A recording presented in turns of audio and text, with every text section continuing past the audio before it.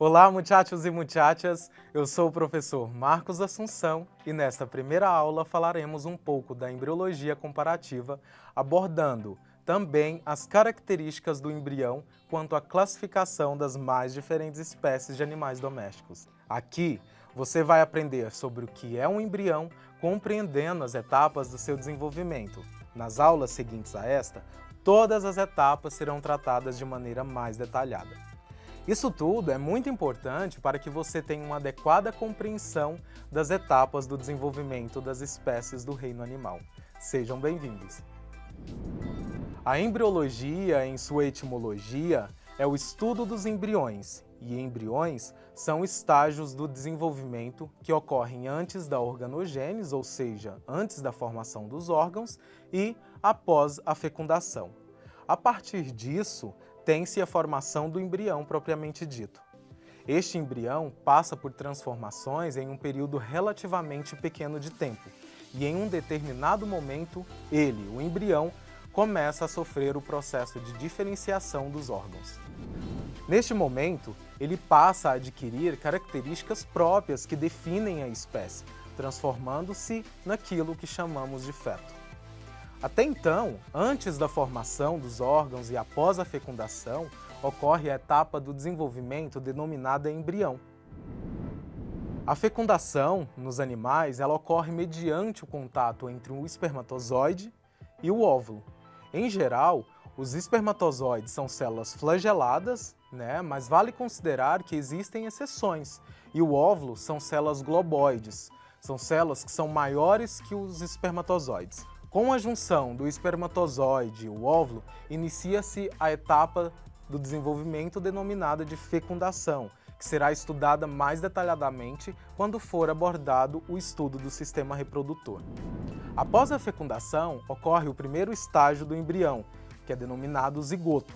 As fases subsequentes a essas são mórula, blástula, gástrula e neurula. O zigoto ele é o primeiro estágio embrionário constituído por um núcleo, contendo um polo animal e por reservas nutritivas, as quais vão nutrir o embrião no seu primeiro momento do desenvolvimento. Algumas espécies animais já possuem uma reserva nutritiva, suficiente para fazer com que o embrião seja alimentado durante todo o tempo do seu desenvolvimento até seu nascimento.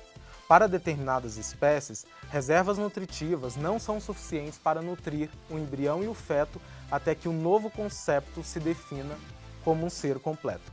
As reservas nutritivas que se localizam no polo vegetativo podem ser chamadas de vitelo ou gema e podem ser observadas durante o desenvolvimento de répteis não aves, como por exemplo no desenvolvimento de galinha, constituindo para a espécie uma reserva nutritiva em forma de lipídios e também de proteínas. Por isso, a base da classificação do reino animal sustenta-se no seu desenvolvimento, na sua embriologia. Sendo assim, o seu estudo é de extrema importância. A partir da embriologia, é possível definir a blastia, a estomia e o celoma das mais diferentes espécies animais, que juntas constituem o reino animal. A blastia, então, ela é definida por características referentes aos folhetos embrionários, que nada mais é que tecidos primordiais para o desenvolvimento do animal. A estomia ela é definida pela formação bucal, já o celoma por meio da formação da cavidade visceral. Tal formação ela pode ser também estudada na anatomia, por exemplo, mediante incisão da cavidade abdominal de cadáveres que visa estudar seus órgãos internos.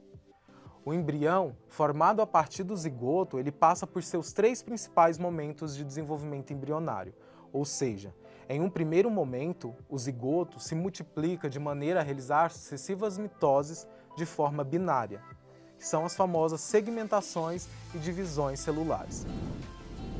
Após o embrião ter obtido uma grande quantidade de células, em um segundo momento, o mesmo ele se organiza para dar origem à formação da cavidade digestiva e dos folhetos embrionários.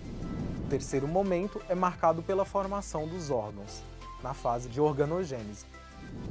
Tranquilos? Para finalizar, o desenvolvimento embrionário ele finda após o processo da organogênese. A partir daí, ocorre a diferenciação dos folhetos embrionários primordiais. E é isso, meus queridos. Foi uma satisfação tê-los aqui comigo e até a nossa próxima aula. Tchau!